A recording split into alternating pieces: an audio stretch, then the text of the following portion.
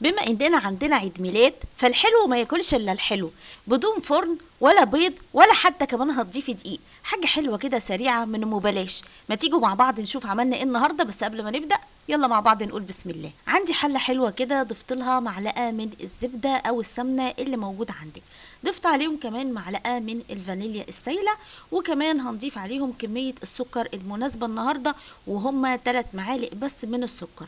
هتضيفي عليهم كمان كوبايه ونص من الحليب، وكمان هنضيف عليهم كوبايه من الميه. في الوقت دوت كمان هنستخدم هنا الكاسترد، والكاسترد هنا تقدروا ان انتوا تشتروه من دريم او ممكن كمان تشتروه سايب من عند العطار.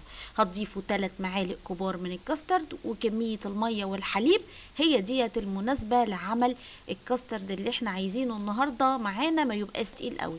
الاول هتقلبي على البارد وبعدين ترفعي على النار لحد لما نوصل للقوام اللي احنا عايزينه اللي هيكون بالشكل ده. طبعا النهارده بنقول بدون فرن وبدون دقيق، يبقى هنستخدم اكيد حاجه جاهزه، يبقى هنستخدم بسكوت الشاي. تقدروا هنا تختاروا اي نوع انتوا عايزينه.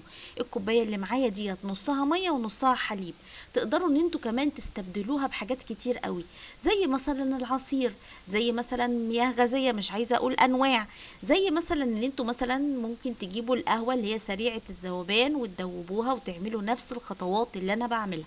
اللي انتوا حابين تعملوه او المتاح عندكم اعملوه، مفيش مشكله.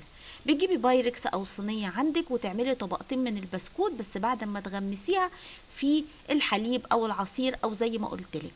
في الوقت ده كمان بتجيبي الكاسترد اللي احنا حضرناه بس يكون برد وهدي كده شويه، وتروحي ضيفاه وموزعاه بكل سهوله.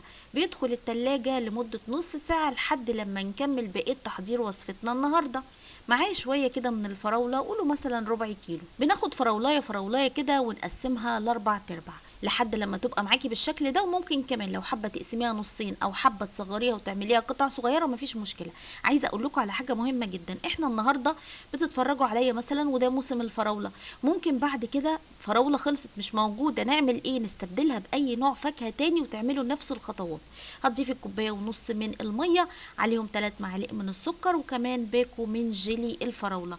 طبعا لو هتستخدمي اي نوع من الفواكه التانيه يا ريت تعملي ايه تناسب كده بين الطعم بين الجيلي والفاكهه اللي انت هتستخدميها. في الاول هندوبها على البارد وبعدين نرفعها على النار تاخد غلوه واحده بس. انا مش عايزاها تغلي خالص، يا دوبك هي غلوه واحده بس، تقفلي النار عليها. وبيكون في الوقت دوت الكاسترد معانا بقى متماسك. واوعي اوعي تجيبي الحله وتروحي تصبي كده على طول، لا انا مش عايزه يبقى فيه اي ثقوب في الكاسترد بتاعنا خالص. بتضيفي الجيلي بكل رفق زي ما شفتي معايا وتدخليها التلاجة تاني.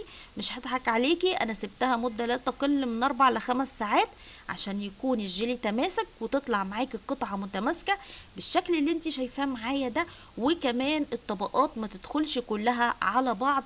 وهنا بقى انا متأكدة ان كل اللي هيجرب وصفتنا النهاردة دي هيدعيلي دعوة حلوة من قلبه ولكم بالمثل، لان انا متأكدة جدا ان هي هتعجبكم. طعمها خطير جدا. ما تقولوش ابدا ان ديت حاجة كده سهلة وبسيطة عملناها مفيش في 15 دقيقة كنا حضرناها، بس هي اخدت وقت الحقيقة في التلاجة عشان تتماسك وتبقى معانا بالشكل ده والطبقات دي. انا كده خلصت فيديو النهاردة. لو شايفة ان انا بقدم لك محتوى هادف شجعيني بلايك كتير وشير كتير، كمان منشني اصدقائك اللي بيحبوا الحاجات الحلوة السريعة السهلة، وكمان اللي عندهم عيد ميلاد. اشوفكم بكرة ان شاء الله في فيديو جديد ووصفة جديدة مع مطبخ نشوى، والسلام عليكم ورحمة الله وبركاته.